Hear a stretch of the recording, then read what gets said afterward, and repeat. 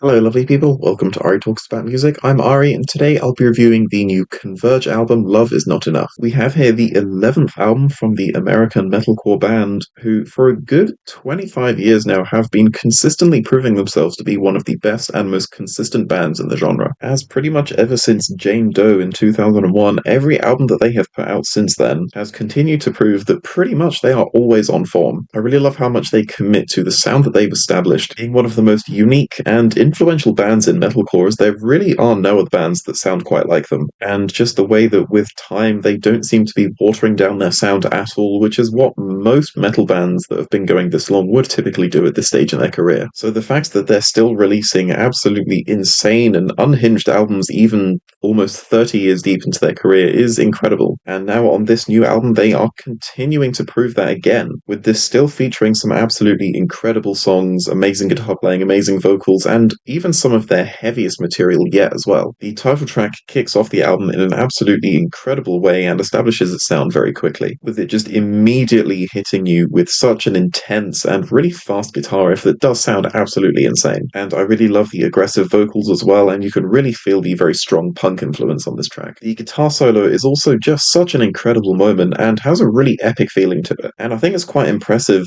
how much they managed to cram into a song that's only just over 2 minutes long, with each moment feeling very fulfilling and like it does go on for about as long as you want it to. And considering how quickly everything in this song happens, each part does flow from one to the next incredibly well. I really like that Bad Faith takes a much slower approach to the guitars and the drumming, focusing much more on the heaviness than just the raw aggression. I love the absolutely insane and completely relentless guitar riff that this track has, as well as just how intensely passionate the vocals are. And then of course towards the end of the track you have that super anthemic ending, which I think is just a really cool moment and a great way to finish the song. Distract and Divide is another one that shows some absolutely insane hardcore punk influence, with this one also being incredibly short and coming and going very quickly. But despite this track only being about a minute and a half long, it wastes absolutely no time at all, and is just completely unhinged for its entire runtime and just does not hold back in any way whatsoever. And I think that it leads really nicely on to the next track, To Feel Something, which is just much of the same but just done slightly differently. Although with this track being just a little bit longer, it does very much take advantage of that, as there is just a little bit more tension building in this track, as well as a slight focus more on atmosphere. And so as much as I do love this opening run of 4 tracks, I think that it does maybe just burn itself out a little bit. Just having 4 back to back to back to back absolutely insane hardcore punk and metalcore songs like that, it does get just a little bit exhausting to listen to, despite each one being so short, and the opening run of tracks doesn't even make 10 minutes. Which is sort of where the following track, Beyond Repair, comes in. However, it goes about fixing this problem not really in the right way. With this one being just a completely instrumental track, it's a lot calmer, it's a lot slower and more atmospheric. And don't get me wrong, I obviously definitely see what it's trying to achieve, especially after the absolutely insane run of tracks before it. But I think that to just go straight from some of the most insane hardcore metal punk that I've ever heard just straight to this is just a bit startling. And then especially how after this song, in the latter half of the album, it has much more of a focus on progression and atmosphere, with each song just having a lot more to go into. But I think that just a slower and more natural progression into the second half of the album would have worked a lot better, as I think that this is just a bit too sudden, and while there's nothing wrong with an album having a very clear first and second half, I just don't think that this is quite the right way to go about it, especially just with how it does kind of kill the album's momentum a little bit, and it's almost startling to go back to the more intense sound of the second half. But once you get started with the following track, Amon Amok, I think it does not take long to really get back into the flow of it, and immediately you can really start to hear the more atmospheric kind of style that they're taking on now. I do really like the much slower approach that they do take in some moments on this song, giving it a real slow burn kind of feel, but without at all leaving behind the insane intensity of just the completely unhinged vocals and guitar performances. I absolutely love how Force Meets Presence opens. Nothing could possibly prepare you for the absolutely insane guitar riff that it hits you with this easily being one of, if not the heaviest moment on the album, which is only then even further reinforced by the amazing vocals as well. I love how strong the writing is on this track, which I think really comes through, especially with the guitar playing, as just the guitar in general is one of the most interesting and dynamic on this song. I think that Gilded Cage takes on quite an interesting sound, with it completely completely leaving the punk behind and just having much more of a focus on being much slower and more progressive. I think the vocals on this track could have been a lot better. They do sound quite lacking in comparison to the heaviness and the darkness of the instrumentation, and even in some moments, this track does sound just a little bit whiny on the vocal side of things.